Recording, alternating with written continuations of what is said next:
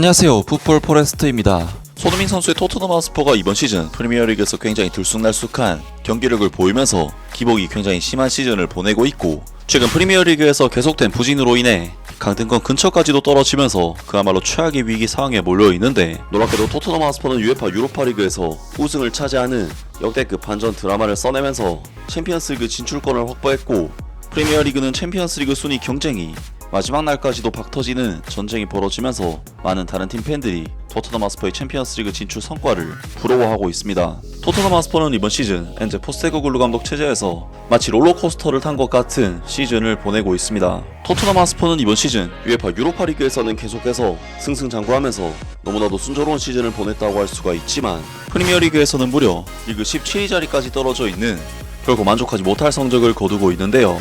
토트넘 하스퍼가 이러한 굴곡이 심한 시즌을 보내고 있는 이유는 아무래도 히샬리송, 윌슨 오도베르, 미키 반더벤, 크리스찬 로메로 등 스쿼드에 온갖 부상 선수들이 발생했기 때문이라고 할 수가 있고, 엔제 포스테코글루 감독으로서는 워낙 스쿼드에 부상이 잦게 일어나서 자신이 원하는 축구를 제대로 구사할 수가 없었다는 부분에서 지금의 성적은 사실 좀 포스테코글루 감독에게는 억울한 측면도 있다고 할 수가 있겠습니다.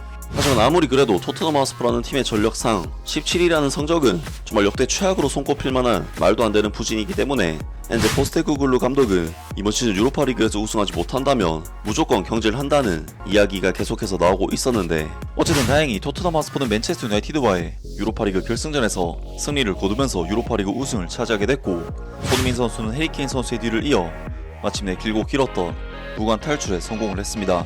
정말 손흥민 선수는 그 누구도 부정하지 못할 명실상부한 토트넘 하스퍼의 레전드 선수임에는 틀림없지만, 그동안 우승 트로피가 없다는 이유만으로 온갖 억까와 조롱을 견뎌내야만 했었는데, 이번 우승은 손흥민 선수의 레전드 논란에 종지부를 찍는 커리어가 아닐까 싶은데요.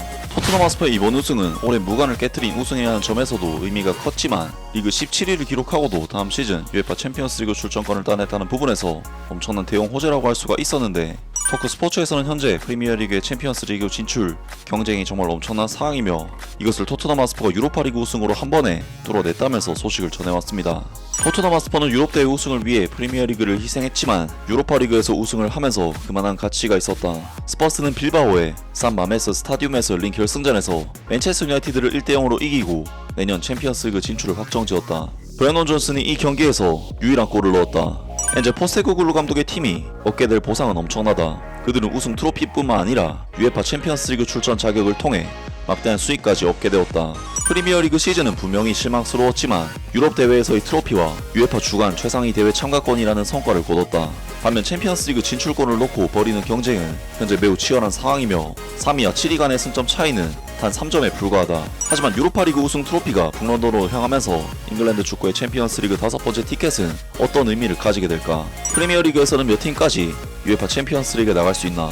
4월 8일 아스날이 레알 마드리드를 꺾으면서 프리미어리그 상위 5개 팀이 다음 시즌 챔피언스리그에 진출할 수 있게 되었다. 그리고 토트넘 하스퍼의 우승으로 인해 이 숫자는 6개 팀으로 늘어나게 된다. 그 이유는 토트넘 하스퍼가 프리미어리그 5위권 밖에서 시즌을 마무리하게 되지만 UEFA 유로파리그 우승팀에게 주어지는 챔피언스리그 출전권은 국내 리그 순위와 관계없이 자동으로 부여되기 때문이다. 이는 맨체스터 시티, 노팅엄 포레스트, 뉴캐슬 유나이티드, 첼시, 아스톤빌라 같은 팀들에게 큰 호재로 작용할 것이다.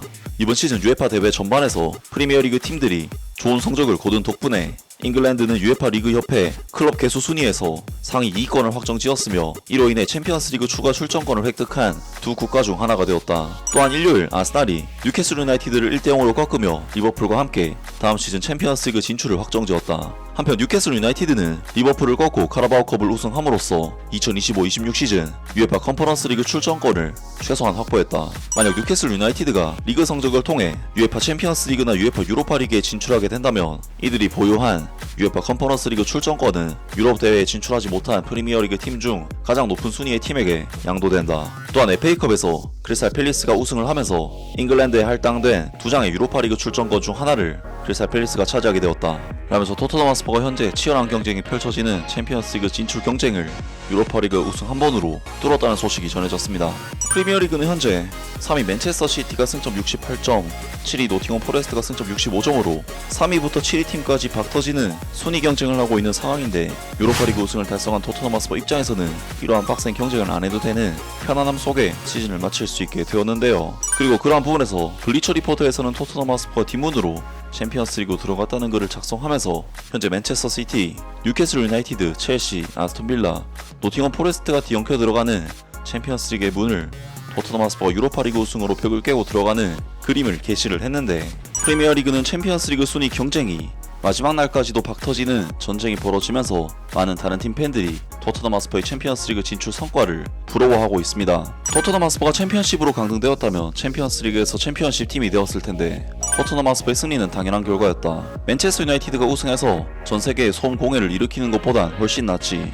토트넘 핫스퍼가 아스날보다 먼저 유럽 대회를 우승했다.